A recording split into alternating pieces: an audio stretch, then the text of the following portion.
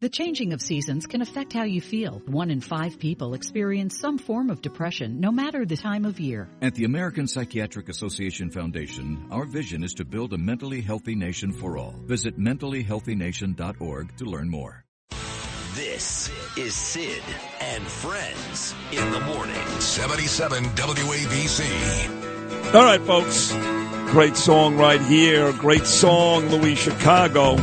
Such great guests on today. Curtis, Joe Pinion, Tom Pinion. Getting to Bill O'Reilly a little late, but don't worry. He'll get his allotted 15 minutes because he's the best. And this segment does better than any other on any show throughout the week here on WABC. He was the best. He still is the best. He'll always be the best, whether it's 9 p.m. weeknights on WABC or his own amazing website, BillO'Reilly.com. Great interviews, great stories, just great television. Bill does it best. He's got 13 great books on the Killing series. His newest book, Confronting the Presidents, is still a huge hit.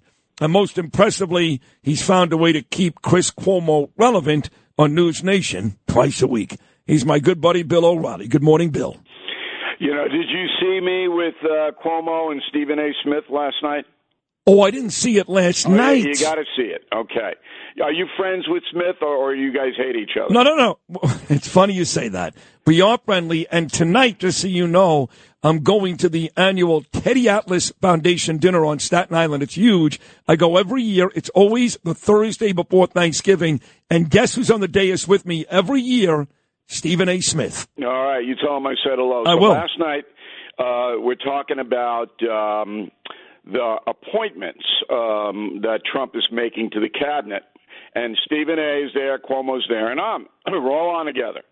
And Stephen A., he's trying to make a little bridge from sports into not political news per se, but opinion on matters other than sports. I would say politics. I mean, I'll tell you the truth. He lost me a couple of months ago because he came out and said, and I have all the audio, came out and said that black people are going to vote for Donald Trump because the way the DOJ has targeted Donald Trump, black people understand what it's like to be treated badly by the law. And then he got pushback from black people, and he went on Sean Hannity's show afterwards, and he actually apologized. That's where he lost me, because he was right. What he said initially was actually right. All right, but everybody, look, there's a lot of pressure and a lot of precincts on a lot of people.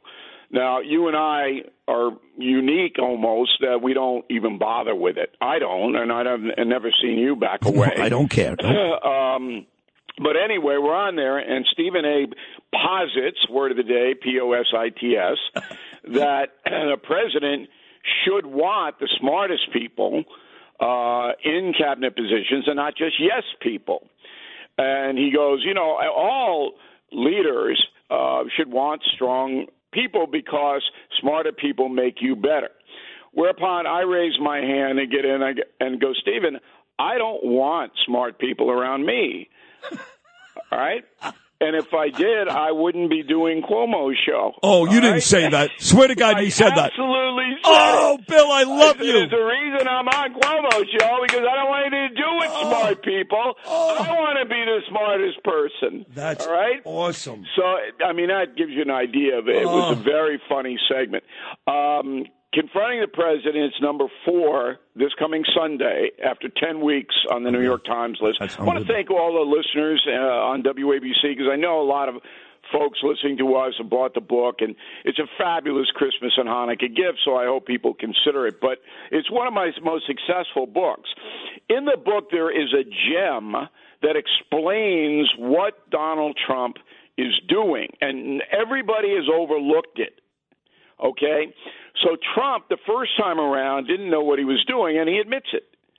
And he hired people in to run these departments that were incompetent. Jeff Sessions, Attorney General, had no idea what he was doing. Right. Rex, whatever his name is. Rex Tillerson. Yeah, as Secretary of State. I mean, the guy didn't even know where Poland was. It's true. I mean, it was ridiculous. Ridiculous. Right. Agreed. So now that he's president again, he says, look, I get it now. I know what this is. I'm running it. All of it. So all I need is people who will cooperate with me. And Stephen Miller, the deputy chief of policy. There is no sheriff, by the way. I love that title, deputy chief of policy. Oh, well, he's the sheriff of policy. Right. No one. It's Trump. All right? So Miller's the second most powerful man in the country. And all he's going to do is pick up the phone and call whoever the department chief is and say, President would like you to do this, and they'll do it. Now, who governed like that? Franklin Roosevelt. Exactly that way. He had about 6 guys from Harvard and Columbia, and he didn't talk to anybody else. They made all the policy in the Depression, all the policy in World War II. His generals, he did have Marshall. Marshall was a brilliant tactician that he listened to. But FDR is doing exactly, or did exactly, what Trump is trying to do. Now, I don't even think Trump knows that. No, he doesn't know that. No. So you could cut every Democrat off by just saying, wait, this isn't unprecedented. And here's the kicker. Biden did the same thing. There is not one policy chief, with the exception of Secretary of State. That's a different skill set. So Marco Rubio is not going to be a stooge. He's going to have to go and negotiate things as Blinken is under Biden. Every other department chief has done zero under Biden for almost 4 years. Give me a break on Pete Buttigieg. He's the head of the Department of Transportation. The only transportation experience he has is he rode a motor scooter around South Bend, Indiana. That's it. Okay? And he watched the airline industry fall blanking apart right in front of his eyes and did nothing. Nothing. All right, great. Listen, I'm glad you're saying all this. Down on the border, Homeland Security guy. What did he do? He did not. Mayorkas? What did he do? Yeah, all he did was lie to the American people about the status of the border. So Biden, exactly the same thing. All of the policies of the Biden administration came out of the White House with these far-left progressive pinheads telling the department heads what to do. And so when I'm listening and your head blows up, when you're listening to CNN and all this other stuff, and I hope we can get to MSNBC in this chat, when we're listening to all of this nonsense, and I said, geez, if you would just read Confronting the President, just understand that what Trump is doing isn't unique. It's not threatening. This is a much easier way to govern if you have a strong point of view on a country, which he does. Agree with all of it. Again, the only thing I kind of disagree with is I think Tom Homan will make policy. I think Trump will even get out of the way. He's not. He's the border czar. Yes. Okay? He is in charge of reorganizing. The policy's already been made, Sid. The policy's already been made. We're shutting the border down. Yeah, but I'm talking about even above and beyond that. The mass deportation, who comes, who goes. I think Trump will defer to Tom Homan at times. I do. But that's it. He can defer to Tom Homan all he wants, and he can take his advice if he wants.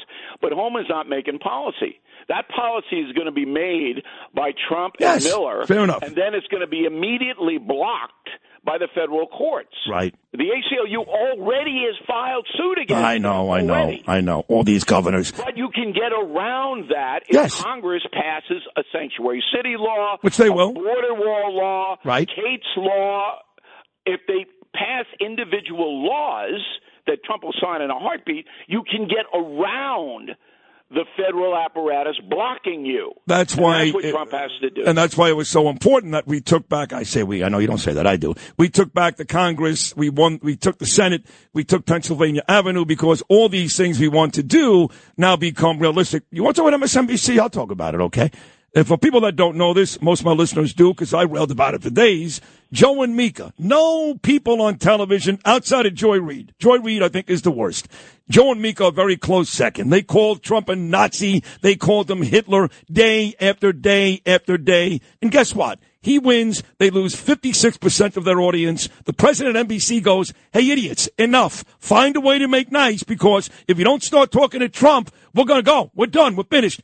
And they actually fly down to Mar-a-Lago, stick their tails between their legs. Trump loved every second of it, sucking up to President Trump. Pathetic for MSNBC. But you know what, Bill? They may all have to do that before it's said and done.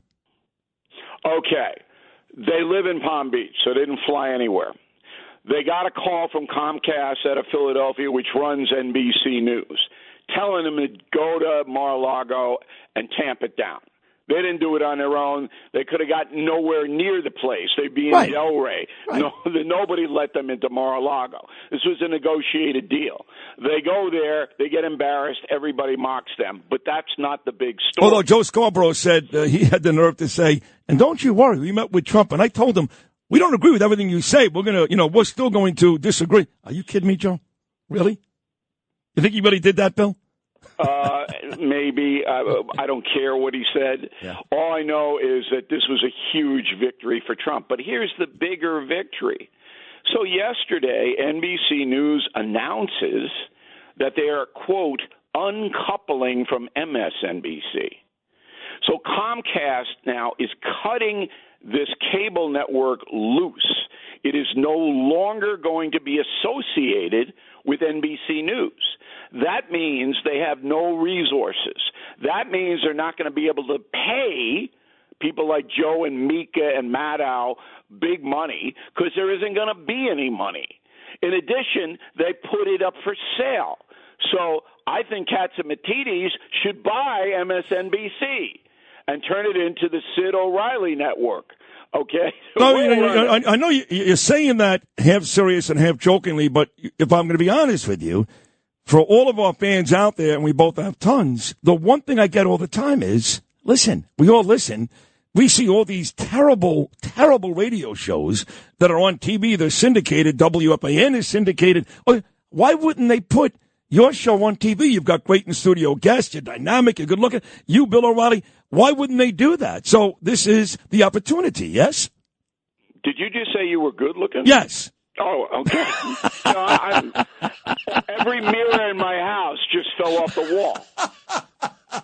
Oh, God. Danielle told me I'm good-looking, so I'm going with it. This is a serious thing. So MSNBC is finished. Finished. It's over. This would be like Woody Johnson saying the New York Jets are no longer going to play at MetLife Stadium. You're going to play in some Don Bosco High Stadium, okay? It's the same thing. They're uncoupling. They have no resources. Wow. They have no tape. They have no access to NBC correspondence. None of that.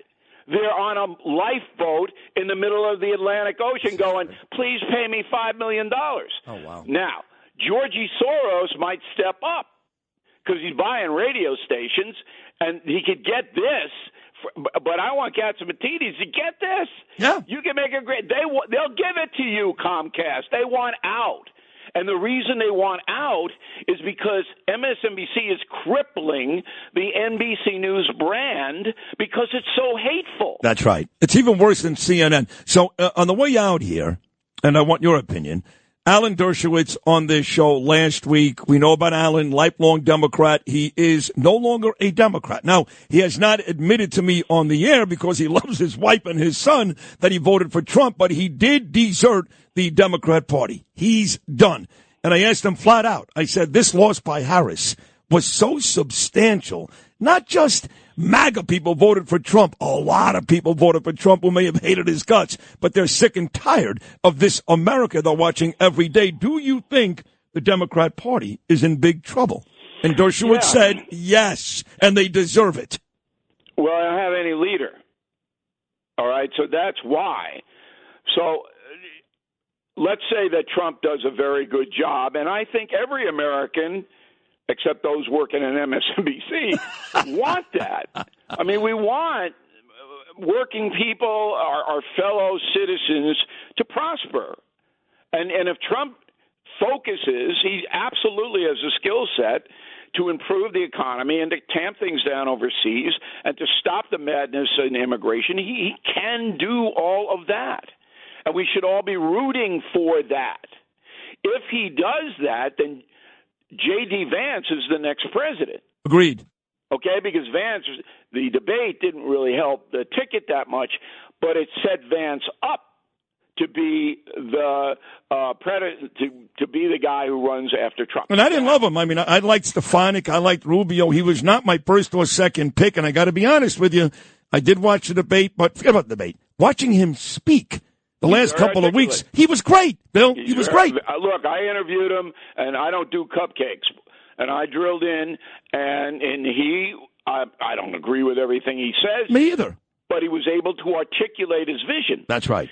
So go over to the Democratic Party. Who is the leader of the party? I don't know. Who do you got? Are you telling me that Gavin Newsom is next? No, he's done. He's through. Right, so who is it? California is falling apart. Right, so there's going to be a revolution out there. Yeah. That's how bad the state is. They lost more than 1 million residents. Right, so you look at you look at the Republican bench, okay? You mentioned J.D. Vance, Tulsi, you may not like her, I don't care. You got Youngkin, that's a legitimate guy. I can give you 5 or 6 legitimate names. Can you give me one Democrat? One. I can give you a couple, but people don't know who they are, like Josh Shapiro, the governor of Pennsylvania. He'll never, he's Jewish. He's Jewish. He'll never get it. That's why he wasn't the VP. I'm telling you that there are smart Democrats who are not progressive loons, but there's no one with the visibility to lead the party. So in Congress, you have Chuck Schumer. Forget it. Forget it. Okay? He's destroyed himself by allowing craziness. And then Pelosi is 112 years old. She says she's 84, but she's 112. Okay? And I know that she knew Grover Cleveland personally. I know that. I think they dated. When Grover Cleveland was governor of New York, I think he dated Nancy Pelosi. But that could be not true. Anyway, there's no leader in the whole party. No. And that's death for a political party. There is no one to articulate their vision, their dissent from Trump, no one. Yep. And with this MSNBC collapsing, and CNN could be next, their whole media profile is collapsing at the same time. Unbelievable. Trump is the luckiest guy on earth. Yeah. I'm telling you. He is. I mean, he made... And this is all passive retribution. He didn't do anything. All of this stuff is falling apart because of the excess and fanaticism that we have seen the last, 8-9 years? Oh, yeah. This I'll give you an old adage because we have to run after another brilliant performance by you, and this is why this segment gets great ratings, and it goes like this, Bill. Karma is a bitch. That's right. Right? That's absolutely right. My friend Lou Gelomino, he's a big-time attorney out on Staten Island. He's the guy that keeps the illegals out of all the churches and high schools there. He says Wes Moore from Maryland. Watch him. I don't know him, so.